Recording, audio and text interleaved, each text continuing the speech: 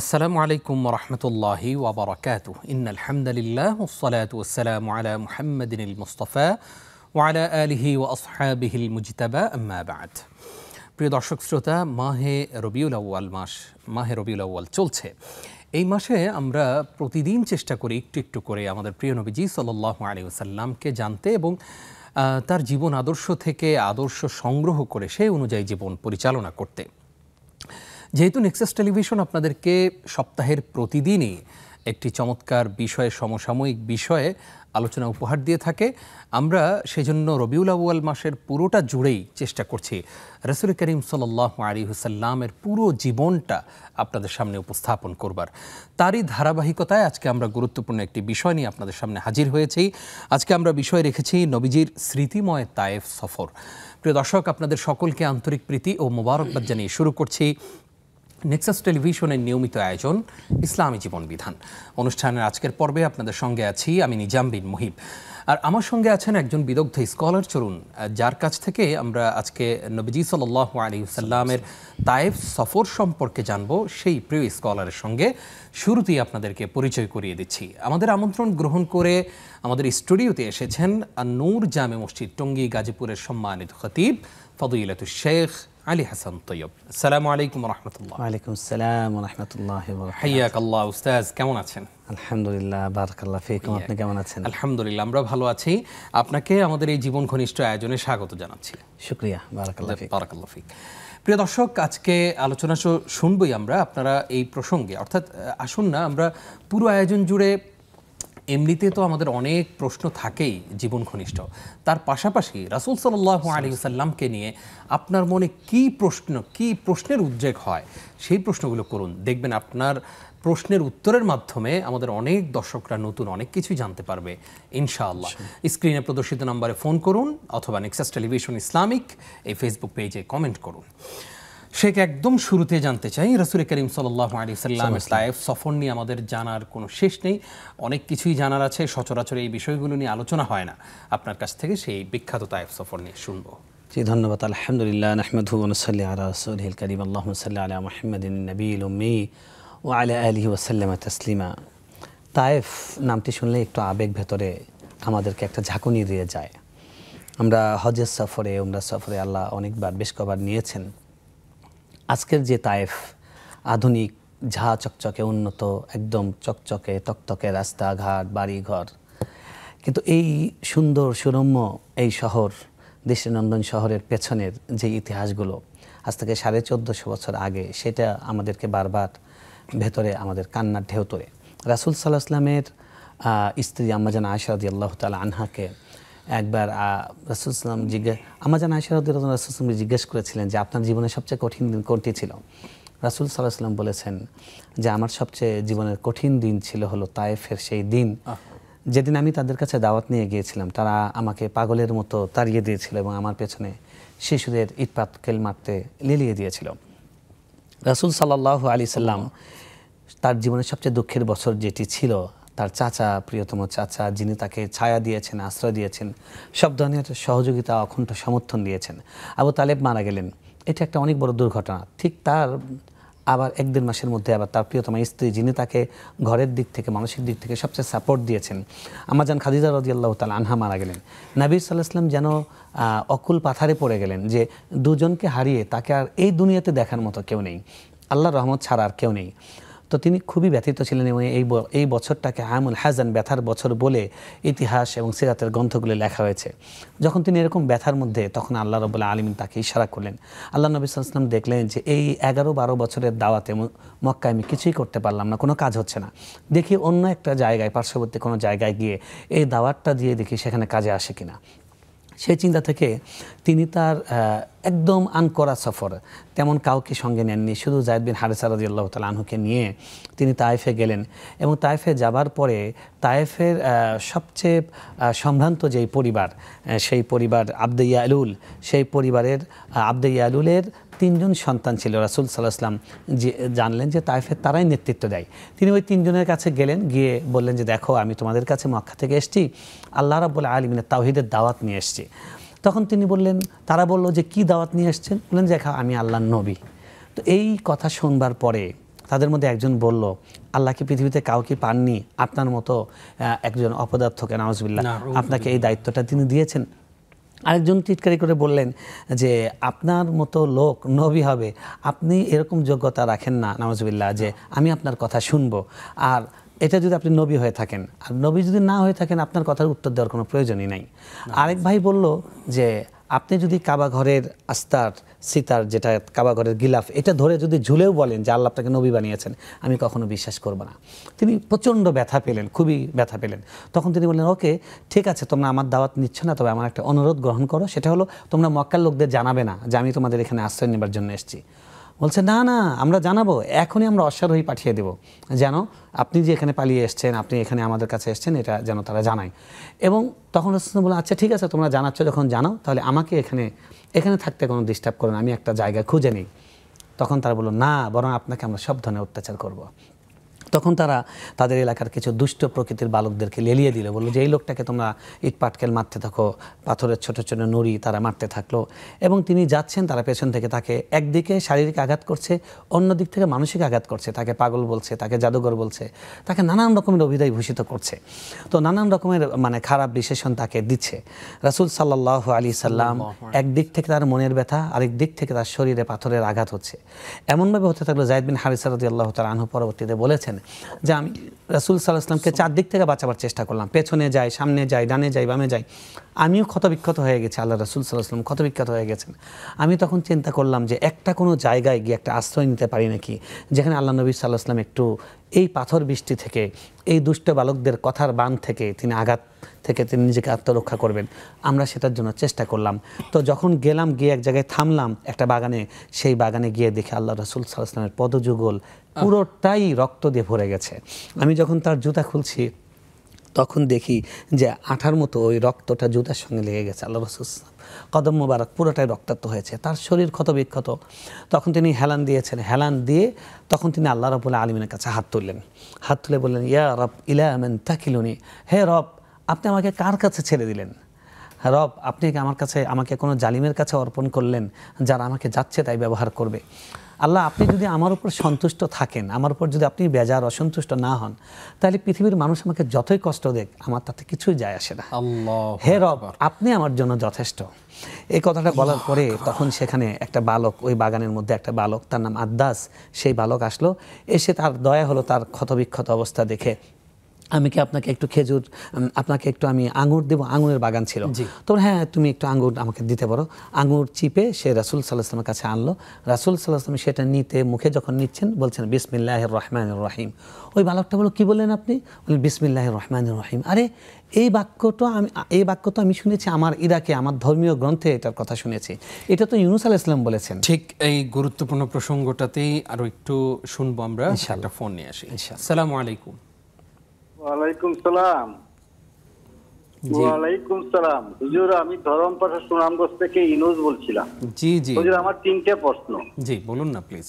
ইবাদত কাকে বলে? সর্বশ্রেষ্ঠ ইবাদত কি? আর 2 নম্বর প্রশ্ন হলো যে হুজুর, রাসূল সাল্লাল্লাহু আলাইহি ওয়াসাল্লাম বলেন নামাজ মুমিনদের মেরাজ করো, এই কথাটার মানে কি একটু বুঝিয়ে বলবেন? আর 3 নম্বর প্রশ্ন হলো হুজুর, নামাজ দ্বারা আমাদের কি কি উপকার হয়? আচ্ছা আচ্ছা, ঠিক, ধন্যবাদ আপনাকে। থাকুন আমাদের সঙ্গেই। আমাদের সঙ্গে এই মুহূর্তে আরও একজন দর্শক আছেন।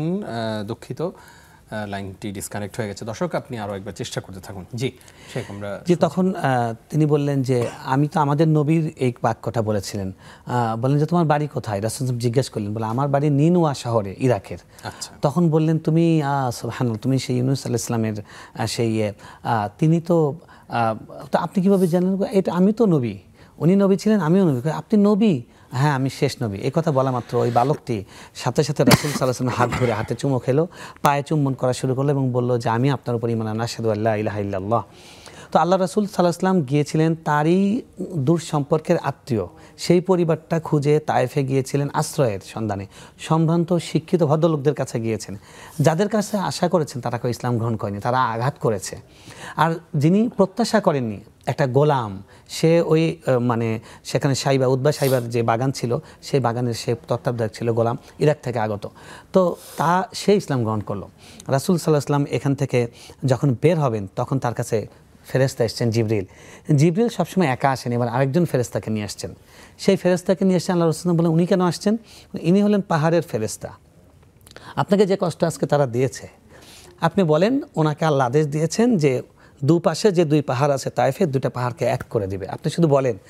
রাসূল সাল্লাল্লাহু আলাইহি ওয়াসাল্লাম বললেন না, আমি এই দোয়াটা কখনো করি না, আমি আশা করি যে এদের পরবর্তী বংশধরদের মধ্যে থেকে ইসলাম গ্রহণ করবে। আপনি চিন্তা করুন, একটা মানুষের জন্য একজন নেতার কাছ থেকে এর থেকে একটা মানবিক আচরণ, একটা দরদি আচরণ, সত্যিকার অর্থেই ওমা আরসালনাকা ইল্লা রাহমাতাল লিল আলামিন, তাকে ক্ষতবিক্ষত করেছে, তাকে কি কষ্টটা দেয়নি। তিনি এই মুহূর্তে একটা মানুষ হিসেবে, তিনি যদি ফেরেশতা হতেন তাহলে ভিন্ন বলতাম। আমরা আমাদের মানবিক জায়গা থেকে চিন্তা করি। উনি বলছেন না, খবরদার এদেরকে আঘাত করা যাবে না, এবং তাই হয়েছিল। তিনি এখান থেকে বের হয়ে যাওয়ার পরে তারা ইসলাম গ্রহণ করেছিল। আজকে মক্কায় আমি যখন যাই এবং সেখানকার ইমাম বা শেখ বান্দার বালিলা, ওনার বাড়ি এই তায়েফে, এবং তায়েফ বিশ্ববিদ্যালয়ে তিনি শিক্ষক, তিনি যখন তেলাওয়াত করেন নামাজের মধ্যে প্রচণ্ড কান্না পায়, যে মানে রাসূল সাল্লাল্লাহু আলাইহি ওয়াসাল্লাম যে দোয়া করেছিলেন যে পরবর্তীরা ইসলাম গ্রহণ করবে, আজকে বালিলার কণ্ঠে পুরা পৃথিবী মোহিত হচ্ছে। সেদিন যদি উনি ফেরেশতাকে বলতেন না এক করে দাও, তাহলে আজকে এরকম জন্ম হতো না। এবং তিনি মক্কায় যখন রাতে ঢুকছেন, ঢোকার পথে এখন যেখানে জিনের মসজিদে জিন, ওখানে গিয়ে উনি নামাজে দাঁড়িয়েলেন আল্লাহর কাছে। একজন মুমিন সব কষ্টে আল্লাহর কাছে দাও, ওইদা ফারাগতা ফানসাব ওয়া ইলা রাব্বিকা ফারগাব। তো আল্লাহ রাসূল নামাজে দাঁড়ালেন, দাঁড়ানোর পরে কোরআন তেলাওয়াত করছিলেন। এই তেলাওয়াত শুনে জিনরা পরেই কি হলো আমরা জানবো ইনশাআল্লাহ। একটা ফোন নিয়ে আসি। আসসালামু আলাইকুম। ইনশাআল্লাহ। জি, ওয়ালাইকুম আসসালাম। জি, আমি পাবনা থেকে মোসাম্মদ নীলা বলছিলাম। জি জি বলুন প্লিজ। জি হুজুর, আমার 3টা প্রশ্ন আছে। ফার্স্ট প্রশ্ন হচ্ছে যে মানে একটা উচ্চারণে আমার একটু মনে হয় কনফিউজ আছে, এই যে সুবহানাল্লাহি ওয়া বিহামদিহি সুবহানাল্লাহিল আযীম। হ্যাঁ, এটা তো সকাল সন্ধ্যা আমল করতে হয় 100 বার করে, এটা ঠিক আছে। যে এই ফরজ নামাজের পরে ছোট ছোট আরো কিছু আমল আমি করে থাকি, করার চেষ্টা করি। সেটার মধ্যে যে হাসবি নাল্লাহু অনিমাল ওয়াকিল, এটা নাল্লাহু হবে হুজুর নাকি হাসবি আল্লাহু অনিমাল ওয়াকিল? আমি হাসবি আল্লাহু বলি। সঠিক উচ্চারণটা একটু শিখিয়ে দিবেন। আর হুজুর, এই যে আমরা অনেকেই আছি না যে ফ্লোরে নামাজ আদায় করি, আবার অনেক সময় হয় কি যে জলচকি আছে না, চিনেন? ওই জলচকিতে নামাজ আদায় করা হয়, এটা মানে কোনটা, জলচকিতে কি নামাজ আদায় করা যায় কিনা এটা? আর হুজুর আরেকটা প্রশ্ন করব যদি অনুমতি দেন। জি জি বলুন না।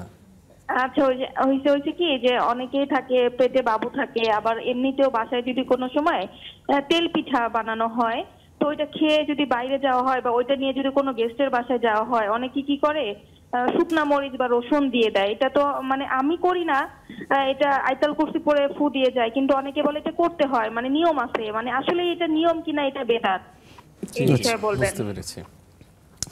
ধন্যবাদ আপনাকে জীবন ঘনিষ্ঠ প্রশ্ন করবার জন্য। আমাদের সঙ্গেই থাকুন। আমাদের সঙ্গে আরো একজন দর্শক আছেন। আসসালামু আলাইকুম। ওয়ালাইকুম আসসালাম রাহমাতুল্লাহি ওয়া বারাকাতুহু। জীবন প্রশ্ন। আমার 2টি প্রশ্ন। জি জি। আমার প্রথম প্রশ্ন হচ্ছে যে মানে আমার স্বামী ব্যবসা করতে গেল, মানে ফান্নার টাকা মেরে দেয় বা কাউকে ধার দিল, মানে টাকা দিতে চায় না। এখন কি আমল করলে, আমাদের অনেক টাকা পয়সা মানুষের হাতে হাতে রয়ে গেছে, মানে এখন আমরা সংসারের মধ্যে অনেক কষ্টে আছি, এখন কি আমল করলে আমাদের টাকা পয়সাগুলো তাদের কাছ থেকে ফিরে পাবো? আচ্ছা আচ্ছা। আর দ্বিতীয় প্রশ্ন হচ্ছে যে আমরা জানি যে 30 রোজা আর 6 রোজা 36টি রোজা যদি রাখলে তাহলে 1 বছরে পূর্ণ সব পাওয়া যায়। এখন আমার রোজা যদি ভাঙতে পড়ে যায় রমজান মাসে, মানে খাইছের জন্য, তাহলে আমি যদি রোজা যদি শাওয়াল মাসে যদি পূরণ করতে না পারি, তো আমি যদি 6 রোজা সহ রাখলে এই বাংতি রোজাগুলো যদি আমি এই বছরের মধ্যে পূর্ণ করি, শাওয়াল মাসে যদি পূর্ণ করতে না পারি, আমি কি রোজা সব পুরো বছর সব পাবো? জি, বুঝতে পেরেছি। ধন্যবাদ আপনাকে। আপনিও সুন্দর 2টি প্রশ্ন করেছেন। আমাদের আয়োজনের সঙ্গেই থাকুন, ইনশাআল্লাহ আমরা প্রশ্নের জবাব জানবো। প্রিয় দর্শক, আপনারা দেখছেন নেক্সাস টেলিভিশনের নিয়মিত আয়োজন ইসলামী জীবন বিধান। সময় হলো ছোট্ট একটি বিরতির। কিছুক্ষণ পর ফিরছি, আমাদের সঙ্গেই থাকুন।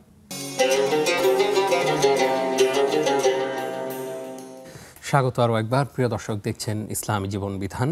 নেক্সাস টেলিভিশন প্রতিদিন বিকাল 4টা থেকে 5টা পর্যন্ত আপনাদের সামনে চমৎকার এবং সমসাময়িক বিষয় নিয়ে গুরুত্বপূর্ণ আলোচনা উপহার দিয়ে থাকে, এবং আমরা এই আলোচনা থেকে কখনো আবেগ আপ্লুত হই, কখনো আমরা তন্ময় হয়ে আলোচনা শুনি, চাতক পাখির ন্যায় আলোচনা শুনি। আমাদের স্কলাররা এমন এমন তথ্য আমাদের সঙ্গে শেয়ার করেন যেগুলো আমাদের অনেকেরই অজানা। প্রিয় দর্শক, এই আয়োজন আপনার আমার জীবনকে পরিবর্তন করে দেওয়ার জন্য যথেষ্ট। পুরো আয়োজন জুড়েই আমাদের সঙ্গে থাকবেন সেই প্রত্যাশাই করছি। শেখ, আপনাকে আরও একবার স্বাগত জানাচ্ছি। আপনি যদি ওই কথাটা শেষ করতেন তাহলে আমরা প্রশ্নোত্তরে চলে যেতাম। রাসূল সাল্লাল্লাহু আলাইহি ওয়াসাল্লাম জিন পাহাড়ের সেখানে নামাজ পড়লেন। রাসূল সাল্লাল্লাহু নামাজ পড়ছিলেন, তাহাজ্জুদ নামাজ। তখন এটা জিনরা শুনেছিল এবং জিনরা শোনার পরে তারপরে তারা ইসলাম গ্রহণ করেছিল। তো তিনি যাদের কাছে প্রত্যাশা করেছিলেন সেই সম্ভ্রান্ত লোকরা ইসলাম গ্রহণ করেনি। অপ্রত্যাশিতভাবে একজন দাস ইসলাম গ্রহণ করেছেন এবং অপ্রত্যাশিতভাবে জিন ইসলাম গ্রহণ করেন, যেটা কোরআনে ওয়াইদ সারাফনা ইলাইকা নাফারাম মিনাল জিন্নি ইয়াসতামিউনাল কুরআন, এই সেই আয়াতটা। তো আল্লাহ রাব্বুল আলামিন এই তায়েফ সফর মুসলমানদের জন্য অনেক বড় একটা চেতনার, অনেক বড় প্রেরণার। দেখুন, আমাদের সবসময় যেন মনে থাকে যে আমার নবী আমার জন্য রক্ত ঝরিয়েছেন এবং ওনার রক্ত দিয়ে ওনার জীবন কুরবান করা, ওনার সব কিছু কুরবান করা, সেই ইসলামটা আমাদের কাছে কোনো কষ্ট ছাড়া, আমরা কোনো রকম ত্যাগ ছাড়া, বাবা মার সূত্রে, জন্মসূত্রে আমরা মুসলমান হয়েছি, আমরা যেন এটাকে, এই অমূল্য ধনকে যেন অবহেলা না করি। এটাই আমাদের মনে করি তায়েফ থেকে সবচেয়ে বড় শিক্ষা। আরেকটা ছোট্ট পয়েন্ট, সেটা হলো যে আমরা যারা ইসলামের দিকে মানুষকে আহ্বান করি বা ইসলামের দায়ী বলে নিজেদেরকে মনে করি, আমাদের যেন সেটা মনে থাকে যে আল্লাহ নবীর যে সময় জান বিপন্ন, রক্তাক্ত, ওই সময় উনি একটা গোলামকে পেয়েও দাওয়াত দিতে ভোলেন নাই। আমরা ওই সময় বলতাম, বাপ আমার হাত পা টিপে দেয়, আমি শেষ। কিন্তু উনি বলতেছেন যে এমনি আমি নবী আমার কাজেই। সুতরাং আমরা যেন আমাদের মিশন এবং ভিশন কোনো সময় ভুলে না যাই। আমরা যেন সবসময় আল্লাহর দিনের দাওয়াতটাকে আমাদের জীবনের সবার আগে রাখি। আল্লাহ তৌফিক দান করেন। আল্লাহুম্মা আমিন। অনেক গুরুত্বপূর্ণ আলোচনা এবং সেই আলোচনা থেকে আমাদের জন্য অনেক খোরাক আপনি দিয়েছেন। আল্লাহ তাআলা আমাদেরকে আমল করার তৌফিক দান করুন। আমিন। একজন প্রশ্ন করেছেন, ইবাদত কাকে বলে এবং সর্বশ্রেষ্ঠ ইবাদত কোনটি? সুন্দর প্রশ্ন। আসলে অনেক অবান্তর প্রশ্ন থেকে এই প্রশ্নটা আমাদের আগে একজন মুসলিম হিসেবে এই প্রশ্নের উত্তরটা জানা উচিত যে ইবাদত কি। দেখুন, ইবাদত হলো প্রত্যেক ওই জিনিস যেটা আল্লাহকে খুশি করার জন্য করা হয়, যার আদেশ আল্লাহ দিয়েছেন, যেটা রাসূল সাল্লাল্লাহু আলাইহি ওয়াসাল্লাম প্র্যাকটিক্যাল করেছেন, এটাকে ইবাদত বলা হয়। এর বাইরে যেটা আছে সেটা হলো আদত, সেটা হলো অভ্যাস। তো যেটা আমরা আল্লাহকে খুশি করার জন্য করব এটা ইবাদত, এবং এই ইবাদতের অ্যাপ্রুভাল আল্লাহর কাছ থেকে লাগবে এবং এটার একটা অ্যাপ্রুভাল রাসূল সাল্লাল্লাহু আলাইহি ওয়াসাল্লামের কাছ থেকে লাগবে। এর বাইরে যদি আমরা যাই ইবাদত মনে করে, তাহলে সেটার নাম হলো বিদআহ। সুতরাং খুবই ভালো একটি প্রশ্ন। এখন প্রশ্ন হলো সর্বশ্রেষ্ঠ ইবাদত কোনটা? আল্লাহ রাসূল সাল্লাল্লাহু আলাইহি ওয়াসাল্লামকে প্রশ্ন করা হয়েছে, আফজালুল ইবাদা, আফজালুল আমাল, আহাব্বুল ইসলাম, আফজালুল ইসলাম, নানান রকমের শব্দে যে শ্রেষ্ঠ ইবাদত কি, শ্রেষ্ঠ আমল কি, এটার উত্তর উনি অনেক রকমের দিয়েছেন। সব দিক থেকে কোরআন হাদিসের নির্যাস যদি বলা হয়, সর্বশ্রেষ্ঠ ইবাদত হলো মানে কওলু লা ইলাহা ইল্লাল্লাহ, লা ইলাহা ইল্লাল্লাহ বলা এবং তাওহীদকে বাস্তবায়ন করা, তাওহীদ হৃদয়ে ধারণ করা, তাওহীদের জ্ঞান অর্জন করা, এটা হলো শ্রেষ্ঠ ইবাদত। তারপরে হলো কি, একজন মুসলমানের সাথে উত্তম বাক্য ব্যবহার করা। তারপরে আফজালুল আমালের মধ্যে আরও আছে মানুষকে ক্ষমা করা, উত্তম আমলের মধ্যে আছে মানুষকে খাবার খাওয়ানো, ইতআম, উত্তম আমলের মধ্যে আছে মানুষকে সালাম দেওয়া, উত্তম আমলের মধ্যে আছে মানুষকে ক্ষমা করা, এবং উত্তম আমলের মধ্যে ইমানের পরে সবচেয়ে দামি যেটা, সেটা আমি বিশেষভাবে বলবো, সেটা হলো খুলুকুল হাসান, উত্তম আখলাক, অর্থাৎ বিহেভিয়ার, আমাদের বিহেভিয়ারকে সুন্দর করা, মানবিক করা, কল্যাণময়ী করা, এই কাজগুলো। তো এছাড়াও আরও ইসলামের মানে আল্লাহকে খুশি করার যেগুলো জন্য করা হয় সবগুলো ইবাদত। এর মধ্যে যে ইবাদতটা আমরা ইখলাসের সাথে করব সেটা আপনার কাছে শ্রেষ্ঠ বলে বিবেচিত হবে ইনশাআল্লাহ। আমরাও সেই প্রত্যাশা করছি। আমাদের সঙ্গে এই মুহূর্তে আরও একজন দর্শক আছেন। আসসালামু আলাইকুম। ওয়ালাইকুম আসসালাম। হুজুর ভালো আছেন? জি আলহামদুলিল্লাহ, আশা করছি আপনারাও ভালো আছেন। জি আলহামদুলিল্লাহ। হুজুর, এই সরকারি যে গ্যাসের লাইনটা না, জি, ওটা বিল না দিয়ে কাগজপত্র নাই করে এমনি টাইম না যারা রান্না করে, ওনাদের মানে কি হবে? ওনাদের শাস্তি কি হালাল হবে? মানে খাবারটা কি হালাল হবে কিনা? জি জি বুঝতে পেরেছি। জি বুঝতে পেরেছি। আরেকটা প্রশ্ন হুজুর।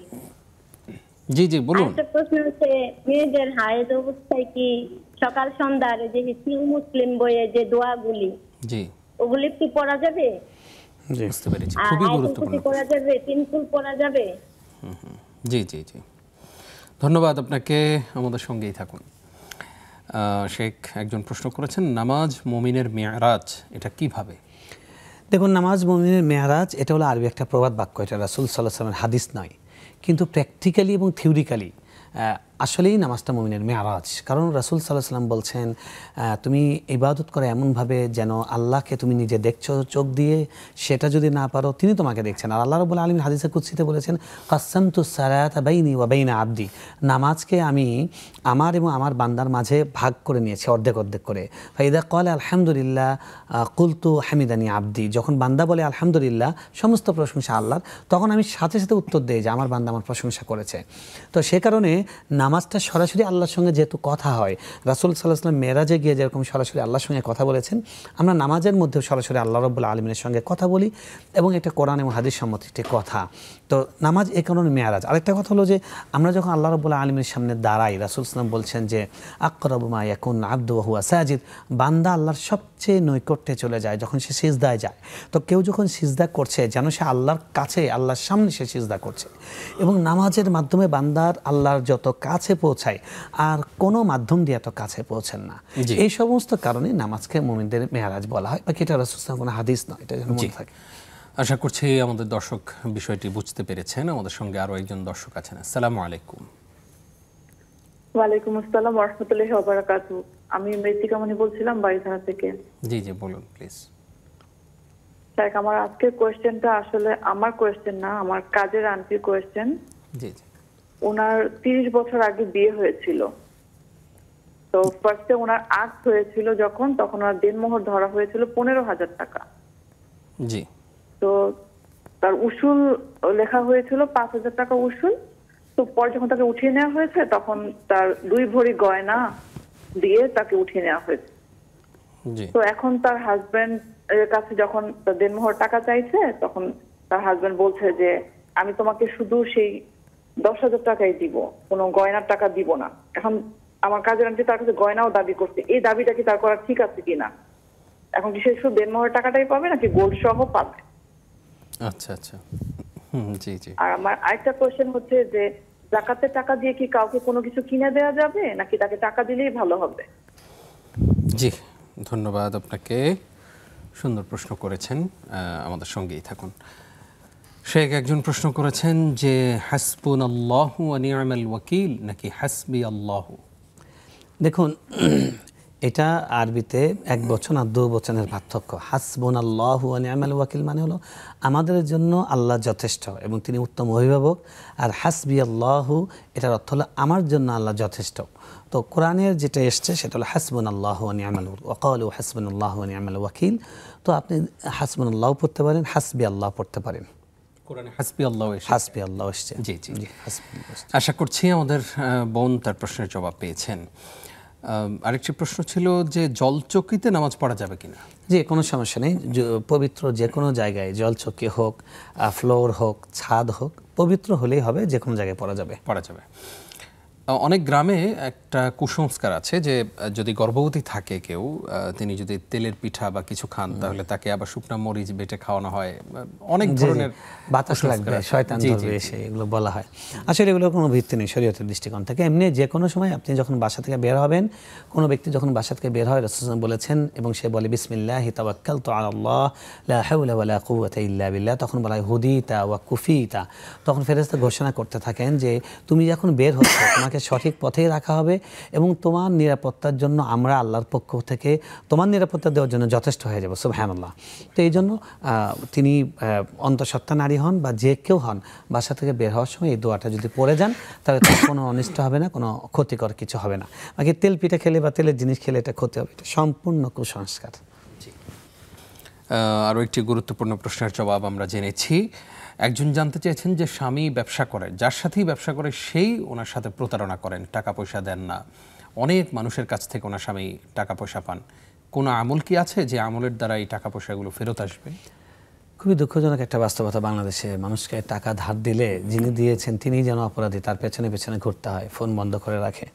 জঘন্য একটা অবস্থা। প্রথম কথা হলো যে ওনার সামনে চেষ্টা করা উচিত বাকি বিক্রি কি যেন নগদ বিক্রি পেটে ভাত আর বাকি বিক্রি মাথায় হাত, উনি যেন এটা মনে রাখেন, দোকানে লিখে দেন এবং বাকি বিক্রি না করেন, নগদ বিক্রি করবেন, সেটা হলো আগামীর কথা। এক্ষেত্রে মানে এমন কিছু ব্যবসা আছে যেগুলো আসলে করতেই হয় বাকিতে, না হলে হয় না আসলেই। তা আসলে ভালো যদি কোনো এলাকায় এরকম থাকে যে বেশিরভাগ মানুষই টাকা নিয়ে প্রতারণা করে, তখন চেঞ্জ করা উচিত। এখন কথা হলো উনি যেগুলো মানে তাদেরকে দিয়েছেন সেগুলো পাওয়ার জন্য কি করতে পারেন? আসলে যে কোনো বিপদের জন্য আল্লাহর কাছে যে কোনো সমস্যার সমাধানের জন্য কয়েকটা আমল আছে। এক নম্বর হলো ইস্তেগফার, বেশি বেশি আস্তাগফিরুল্লাহ পড়া। 2 নম্বর হলো দরুদ পড়া, বেশি বেশি পড়া। আর যেটা আপনি পড়তে পারেন, যেটা রাসূল সাল্লাল্লাহু আলাইহি ওয়াসাল্লাম শিখিয়েছেন আমাদেরকে, আল্লাহুম্মা কফিনি বিহালালিকা আন হারামিকা ওয়াগনিনি বিফাদলিকা আম্মান সিওয়াক, এটা বেশি বেশি পড়তে পারেন। এটা পড়লে ঋণ থাকলে ঋণ পরিশোধ হয়। এখন আপনি যেহেতু অন্যদের থেকে পান, ওটা পাওয়ার জন্য আপনি দোয়াটা পড়তে পারেন ইনশাআল্লাহ। আশা করছি আমাদের বোন এই আমলটি শুরু করবেন। আমাদের সঙ্গে এই মুহূর্তে আরও একজন দর্শক আছেন। আসসালামু আলাইকুম। ওয়ালাইকুম আসসালাম ওয়া রাহমাতুল্লাহ। জি বলুন। আমার প্রশ্ন, আমরা তো মানে সাধারণ শিক্ষায় শিক্ষিত, মানে অনেক কিছু বুঝি না আমাদের দ্বীনের ইসলামের। আমরা অনেক সময় না জানিও কিছু গুণা করেছি, এটা হয়তো বা হয়ে যেতে পারে, হয়তো আমি জানি না। তো এই না জানা গুণাগুলো থেকে মাপ পাওয়ার জন্য আমরা কি করতে পারি? একটা প্রশ্ন। আরেকটা প্রশ্ন হচ্ছে, বিধর্মী যদি নাবালক শিশু হয়, তার নিজের তো জ্ঞান বুদ্ধি হয়নি, বাবা মার ধর্মই তার ধর্ম, এই অবস্থায় যদি শিশুটি মারা যায়, তার জন্য আমরা মুসলিম হয়ে দোয়া করতে পারবো কিনা? আরেকটা প্রশ্ন হচ্ছে যে, হুজুররা আপনারাই বলেন যে যদি আমরা ওই যে সিজদায় বা রুকুতে 3 বার 5 বার বা 7 বারও করতে পারি, তো সেক্ষেত্রে বেজোর বার পড়া বেশি পড়লে হলো। তো সেক্ষেত্রে কোনো সময় হয়তো সময় থাকলে চেষ্টা করি একটু বেশি করে করতে, সেক্ষেত্রে কোনো সময় কোনটা বলে হয়তো বা রুকুতে যদি 3 বার হয়ে গেল, এরকম যদি কম বেশি হয়েও যায় সঠিক না, তাহলে কি সিজদা সাহু দিতে হবে না দিতে হবে না, মানে এই সম্পর্কে বলবেন? জি, আসসালামু ওয়ালাইকুম আসসালাম। সুন্দর প্রশ্ন করার জন্য আপনাকেও ধন্যবাদ জানাচ্ছি। প্রিয় দর্শক, আপনারা দেখছেন নেক্সাস টেলিভিশনের নিয়মিত আয়োজন ইসলামী জীবন বিধান। সময় হলো আরও একটি বিরতির। ফিরছি কিছুক্ষণ পর। আশা করছি জীবন ঘনিষ্ঠ এই আয়োজনের সঙ্গেই থাকবেন।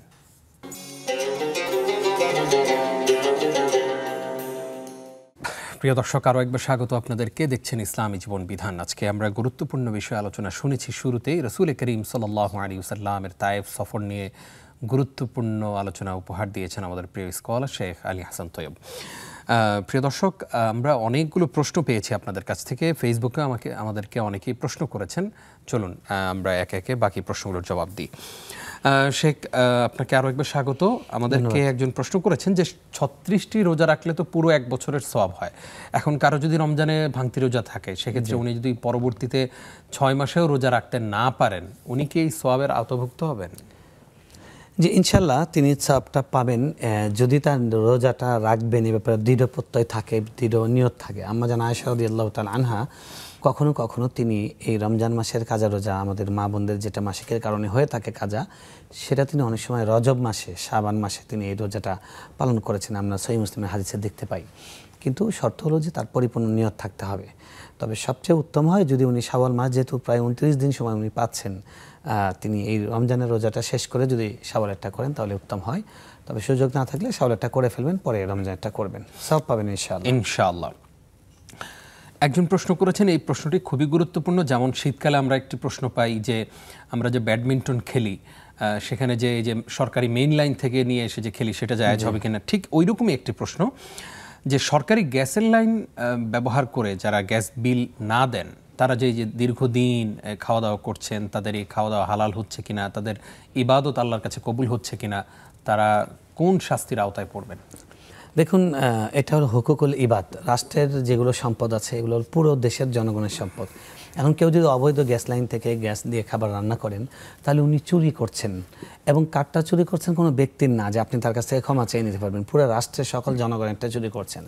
তো এইটা এমন ভয়ঙ্কর একটা পাপ, এত দীর্ঘমেয়াদী, এত দীর্ঘ বিস্তৃত একটা পাপ। এই পাপটা সুরাহা করা খুবই খুবই জটিল, এটা অসম্ভব প্রায়। এই জন্য আমরা বলবো কেউ যেন ভুলেও এই কাজ না করেন। বাকি ওটা দিয়ে যদি কোনো হালাল টাকায় কেনা কোনো খাবার যদি রান্না করা হয়, সেটা হারাম হবে না, খাবারটা হালালই হবে, কিন্তু এটার জন্য ভয়াবহ গুনাহ হবে। এবং তিনি একটা চুরির জিনিসকে খাবারের সঙ্গে যেন মিশ্রণ করলেন। জি, খুবই গুরুত্বপূর্ণ একটি বিষয়। আমরা সতর্ক থাকবো, অনেকেই এই কাজটি করেন। আমাদের দেশে সিস্টেম লস প্রচুর, বিদ্যুৎ এবং গ্যাসের ক্ষেত্রে, এবং শীতকালে তো অনেকে অপচয় করে। এগুলো কিন্তু ভয়াবহ কাবিরা গুনাহ এবং বান্দার হক নষ্ট, এটা যেন আমরা মনে রাখি। আল্লাহ আমাদেরকে হেফাজত করুক, আমিন।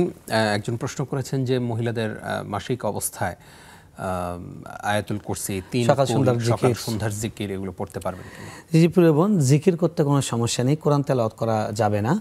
আপনি মাসিক অবস্থায় বা অপবিত্র শরীরে আপনি দোয়া পড়তে পারবেন, যে কোনো দোয়া পড়তে পারবেন, সকাল সন্ধ্যার জিকির করতে পারবেন। কোরআনের আয়াত যেগুলো দোয়ার আয়াত আছে এগুলো দোয়া হিসেবে পড়তে পারবেন, কোরআনের আয়াত হিসেবে নয়। যেমন রব্বানা যালামনা আনফুসানা, এরকম যেগুলো দোয়া আছে দোয়াগুলোও দোয়া হিসেবে পড়তে পারবেন, আয়াত হিসেবে পড়তে পারবেন না। জি, আমাদেরকে একজন প্রশ্ন করেছেন, 30 বছর আগে ওনার বাসার যে কাজের আন্টি আছেন তিনি বিয়ে বসেছেন, তো ওনার আগদের সময় 15,000 টাকা মহারণা নির্ধারণ করা হয়েছে, তো উসুল ধরা হয়েছে 5,000 টাকা। পরবর্তীতে 2 ভরি স্বর্ণ দিয়ে ওনাকে নিয়ে আসছেন ওনার হাজব্যান্ড। এখন উনি মোহরানার টাকা এবং স্বর্ণ এই সব কিছুই কি চাইতে পারবেন কিনা? ওনার স্বামী কিছু দিতে চান, কিছু দিতে চান না, বলছে যে আমি তোমাকে শুধু টাকাই দেব, কোনো স্বর্ণ গয়না দেব না। যে দেখুন, তিনি যদি স্বর্ণ যেটা দিয়েছিলেন ওটা যদি মহারণা হিসেবে দিয়ে থাকেন তাহলে তো তার 15,000 টাকা থেকে ওটার সম্ভাব্য মূল্য ধরে ওটা বাদ যাবে, বাকি যেই টাকা সেটা দিয়ে দিবেন। আর ওটা যদি তিনি মহারণা হিসেবে না দিয়ে এমনি অতিরিক্ত উপহার হিসেবে দিয়ে থাকেন তাহলে সেটা দাবি করা আবার যে স্বর্ণটা ফেরত দাও আর আমি তোমাকে 15,000 টাকা দিয়ে দিচ্ছি, তাহলে এটা খুব জঘন্য একটা। হাদিসে বলা হয়েছে যারা আল আইদু ফিল হাদিয়া কাল কাই, যে ব্যক্তি হাদিয়া দিয়ে আবার ফেরত নেয় সে হলো যেন সে খাবার খেয়ে সেটা বমি করে আবার সেটা সে গলাধঃকরণ করছে, খুব নিকৃষ্ট। এই জন্য আমরা বলবো যে আপনি 15,000 টাকা স্ত্রীর সঙ্গে মিলমিশ করে যে এখন কত হয় সেটা অনুযায়ী আপনি 15,000 টাকা পরিশোধ করলে হক আদায় হয়ে যাবে ইনশাআল্লাহ। আর উনি যে ওনার মানে স্ত্রী মহিলা যে চাচ্ছেন যে আমাকে গোল্ডও দেয়া হোক, উনি কি এটা চাইতে পারবেন কিনা? না, উনি চাইতে পারেন না। যদি তিনি তো বলেছেন যে মহারণার সময় পেয়েছেন ওটা, এখন সম্ভবত উনি হয়তো নিয়ে নিতে চাচ্ছেন, এরকম হতে পারেন। যদি হাদিয়া দিয়ে থাকেন তিনি বলতে পারেন যে এটা তো তুমি আমাকে দিয়েছো, এটার মালিক হয়ে গেছে। কিন্তু তিনি যদি জোর জবরদস্তি করে তাহলে মহিলার উচিত দিয়ে দেওয়া, এটা তার জন্য নিকৃষ্ট কাজ, কিন্তু তাকে দিয়ে দেওয়াটা হলো এটা তার সঙ্গে উত্তম আচরণের একটা অংশ। জি, আমাদেরকে একজন প্রশ্ন করেছেন যে জাকাতের টাকা দিয়ে কোনো কিছু কাউকে কিনে দেওয়া যাবে নাকি টাকা দেয়াই উত্তম? কিনে দেয়া যাবে, তবে উত্তম হলো টাকা দিয়ে দেওয়া, কারণ জাকাতের একমাত্র এই একটি দান আছে যে দানটির ব্যাপারে শর্ত আছে তামলিকুল মাল, অর্থাৎ যাকে দিচ্ছেন তাকে সম্পদের মালিক বানিয়ে দেওয়া। এখন টাকা যদি দেন উনি কিন্তু পরিপূর্ণ মালিক হন এবং যা ইচ্ছা তাই করতে পারেন, আর কোনো একটা আইটেম দিলে উনি কিন্তু যা ইচ্ছা তাই করতে পারেন না, ওটা খেতে হবে বা ভোগ করতে হবে। সেই জন্য জাকাতের ক্ষেত্রে টাকা দিয়ে দেওয়াটাই উত্তম। জি, একজন জানতে চেয়েছেন যে সাধারণ শিক্ষায় শিক্ষিত আমরা, আমাদের বোনের প্রশ্ন, অনেক কিছুই আমরা জানি না। এখন দেখা গেল যে না জানার কারণেই বা মূর্খতার কারণে আমাদের তো অনেক জাহিলিয়াত রয়েছে। আমরা দেখা গেল যে মাজারে টাকা পয়সা দিলাম, মাজারের অনেক সময় সিন্নি করা হয় সেখানে টাকা দিলাম, এমন কিছু কাজ ইসলামের নামে করা হয় সেখানে অংশগ্রহণ করলাম। ওই কাজগুলো যে না জেনে করেছি এর জন্য কি আল্লাহর কাছে কোনো শাস্তি পাবো কিনা, নাকি আল্লাহর কাছে মাফ চাইবো, আমরা মাফ চাইলে মাফ পেয়ে যাব? জি, আল্লাহ রাব্বুল আলামিন বলছেন ক্ষমা করবেন, ইন্নাল্লাহ ইয়াগফিরুয যুনুবা জামিআ, আল্লাহ সব গুনাহ ক্ষমা করবেন, এর মধ্যে শিরকের গুনাহও আছে। তো যেগুলো কাজ হয়েছে এগুলো সবই শিরকি কাজ, এই কাজগুলোর জন্য আল্লাহর কাছে অবশ্যই ক্ষমা চাইতে হবে। না জেনে করেছেন তারপরে ক্ষমা চাইতে হবে। আল্লাহ রাসূল দোয়া করেছেন যে আল্লাহ আমি আল্লাহুম্মা ইন্নী আউযু বিকা আন উশরাকা বিক মা আ'লাম ওয়া মা লা আ'লাম, আমি আপনার কাছে আশ্রয় চাই আমি যেন জেনেও শিরিক না করি, না জেনেও শিরিক না করি। তো না জেনে করেছেন তারপরে আল্লাহর কাছে ক্ষমা চাইতে হবে। ক্ষমা না চাইলে আল্লাহ রাব্বুল আলামিনের জন্য আপনাকে পাকড়াও করবেন। খুবই গুরুত্বপূর্ণ একটি বিষয় আমরা জেনেছি প্রিয় দর্শক। আরেকটি প্রশ্ন ছিল যে বিধর্মী যদি নাবালক হয় তাহলে ওই নাবালক অবস্থায় যদি মৃত্যুবরণ করে, সে তো কোনো ধর্ম বুঝলো না, জানলো না, বাবা মা যেটা শিখিয়েছে সেটাই করেছে, ওই অবস্থায় কোনো নাবালক বাচ্চা যদি মৃত্যুবরণ করে তার জন্য আমরা দোয়া করতে পারবো কিনা? দেখুন, নাবালিক অবস্থায় যারা মারা যায় তারা ইসলামের উপরেই মারা যায়, কারণ রাসূল বলেছেন যে কুল্লু মাউলুদিন ইউলাদু আলাল ফিতরা, প্রতিটি সন্তান নবভূমিষ্ঠ সন্তান সে ফিতরাতের উপর ইসলামের উপর জন্মগ্রহণ করে, তার বাবা মা তাকে ইহুদি বানায়, খ্রিস্টান বানায়। তার মানে কিন্তু এখানে অমুসলিমদের বাচ্চাদের কথাই বলা হচ্ছে যে তারাও ইসলামের উপর জন্মগ্রহণ করে। যখন সে সাবালক হয় তখন সে অন্য ধর্মে অবলম্বনকারী হয়। তাই যারা নাবালক অবস্থায় অন্য ধর্মের শিশুরা মারা গিয়েছে তারাও বিশুদ্ধ মত অনুযায়ী, আলিমদের বিশুদ্ধ মত অনুযায়ী তারাও ইসলামের উপর মৃত্যুবরণ করেছে। দোয়া তাদের জন্য করতে পারে, কিন্তু কথা হলো শিশুদের জন্য আসলে দোয়া করার কিছু নেই, কারণ তারা এমনিতেই জান্নাতে যাবে এবং তারা বরং আমাদের জন্য সুপারিশ করবে। তাদের কাছ থেকে আমাদের পাওয়ার আছে, আমাদের কাছ থেকে তাদের কিছু পাওয়ার নাই। এবং শিশুদের যে জানাজা সেখানে যে দোয়াটা পড়া হয়, ওয়াজআলহু লানা আজরান ওয়া যুখরান ওয়া শাফিআন, এই শিশুকে আমাদের জন্য বিনিময় বানিয়ে দেন, আমাদের জন্য গচ্ছিত সম্পদ বানিয়ে দেন এবং সুপারিশকারী বানিয়ে দেন। তাই ওই বাচ্চার জন্য কিছু দোয়া করার নেই। দোয়া হলো যে আল্লাহ এদেরকে আমাদের জন্য সুপারিশকারী বানান, নিজের জন্য দোয়া করা। জি, অনেকগুলো গুরুত্বপূর্ণ প্রশ্নের জবাব জানলাম। আরও কিছু প্রশ্ন আছে আমাদের হাতে, সেগুলো নিয়ে ফিরবো ছোট্ট একটি বিরতির পর। প্রিয় দর্শক, আপনারা দেখছেন নেক্সাস টেলিভিশনের নিয়মিত আয়োজন ইসলামী জীবন বিধান। সময় হলো আরও একটি বিরতির, কিছুক্ষণ পর ফিরছি ইনশাআল্লাহ।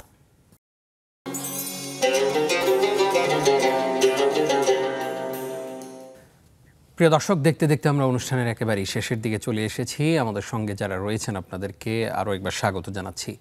আমরা অনেকগুলো প্রশ্নের জবাব দিয়েছি, বাকি প্রশ্নগুলোর জবাব দিচ্ছি। আপনারা ঝটপট আমাদের সঙ্গে যুক্ত হয়ে যান এবং আমলের নিয়তে এই অনুষ্ঠানগুলো দেখুন। ইনশাআল্লাহ দেখবেন অনেক তৃপ্তি পাবেন এবং জীবনকে অনেক সুন্দরভাবে উপভোগ করতে পারবেন, সুন্নাহর আদর্শে জীবনটাকে পরিশুদ্ধ করতে পারবেন ইনশাআল্লাহ। শেখ, আপনাকে আরও একবার স্বাগত। শুকরিয়া। আমাদেরকে একজন প্রশ্ন করেছেন যে সালাতে রুকু এবং সিজদার তাসবিহগুলোতে আমি যদি কম বেশি করে পড়ি সেক্ষেত্রে কোনো গুনাহ হবে কিনা, বা বেশি করে পড়ার কারণে সাহু সিজদা দিতে হবে কিনা? না, এটার কারণে সাজদায়ে সাহু দিতে হবে না। বেশি করে পড়লে সমস্যা নেই, তবে মুস্তাহাব হলো এটা যেন বিজোড় হয়। আপনি যতবারই পড়েন শেষে আরেকবার পড়বেন, তাহলে বিজোড় হয়ে যাবে। আর মনে রাখবেন সাজদায়ে সাহু তখনই কেবল ওয়াজিব হয় যখন নামাজের কোনো ওয়াজিব ছুটে যায়। এই তাসবিহ পড়াটাই সুন্নত, সুতরাং এটা কম বেশি হওয়ার কারণে সাজদায়ে সাহু ওয়াজিব হওয়ার সুযোগ নেই। জি, আমাদের সঙ্গে ফেসবুকে অনেকেই যুক্ত হয়েছেন। সুবর্ণশীলা তিনি প্রশ্ন করেছেন যে মৃত ব্যক্তিকে কবর দেওয়ার পর যে খেজুরের ডাল দেয়া হয় এটা কি সুন্নাহসম্মত? দেখুন, এটা একজন সাহাবীর ক্ষেত্রে রাসূল সাল্লাল্লাহু আলাইহি ওয়াসাল্লাম করেছেন। তিনি এটা করেছেন এবং বলেছেন। এটা অনেক মুহাদ্দিসের বক্তব্য হলো এটা ওই সাহাবীর জন্য বিশেষ ছিল, এটা রাসূল সাল্লাল্লাহু আলাইহি ওয়াসাল্লামের পক্ষ থেকে। আবার অনেকে বলেছেন যেহেতু রাসূল সাল্লাল্লাহু আলাইহি ওয়াসাল্লাম এই কাজটি করেছেন তাই করার অবকাশ আছে। জি, আমাদের সঙ্গে এই মুহূর্তে আরও একজন দর্শক আছেন। আসসালামু আলাইকুম। আসসালাম ওয়া রাহমাতুল্লাহি ওয়া বারাকাতুহু। জি বোন, বলুন। জি, আমার প্রথম প্রশ্ন হলো মিলাদুন নবী উপলক্ষে আমি একটা রোজা রেখেছি, এখন জানি যে দুইটা রাখতে হয়। আমি যদি আরেকটা না রাখি তাহলে কি আমার গুনাহ হবে? আচ্ছা আচ্ছা আচ্ছা, আর জি বলুন।